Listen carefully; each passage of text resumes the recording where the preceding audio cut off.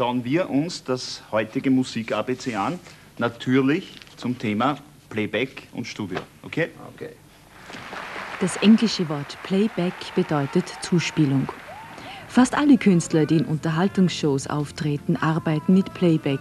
Damit ist nicht nur garantiert, dass der Song so klingt wie auf der Schallplatte. Für die Künstler ist so ein Auftritt weniger anstrengend und für die Veranstalter billiger. Aufpassen muss der Künstler, dass die Lippenbewegungen und der Text des Playbacks übereinstimmen, synchron sind.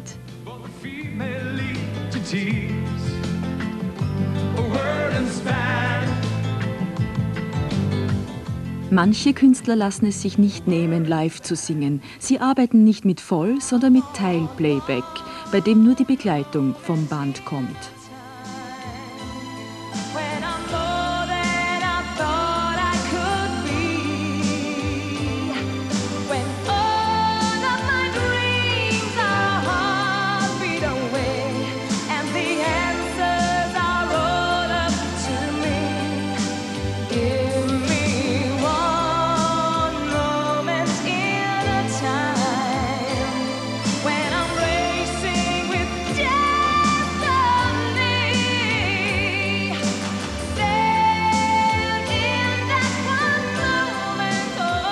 Ausschließlich mit Playback zu arbeiten, kann gefährlich sein.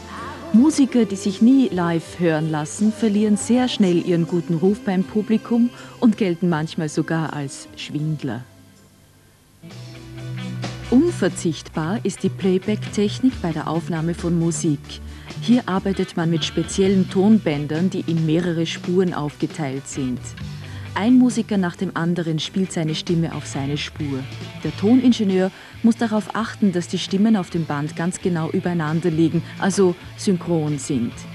Dieses Mehrspurverfahren erleichtert vieles. Fehler können schneller ausgebessert werden, die Musiker müssen nicht so lange im Studio sitzen und der Toningenieur kann die einzelnen Stimmen nach Belieben verändern.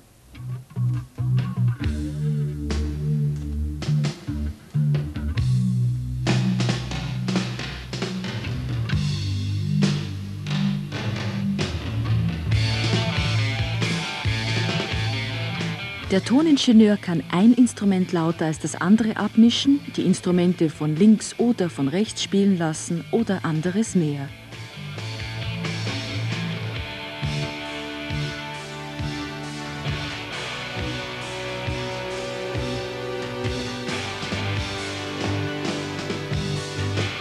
Der Sänger wird als letzter aufgenommen. Halte mich, spüre Er hört, wie die Musiker vor ihm auch, die Begleitung aus dem Kopfhörer.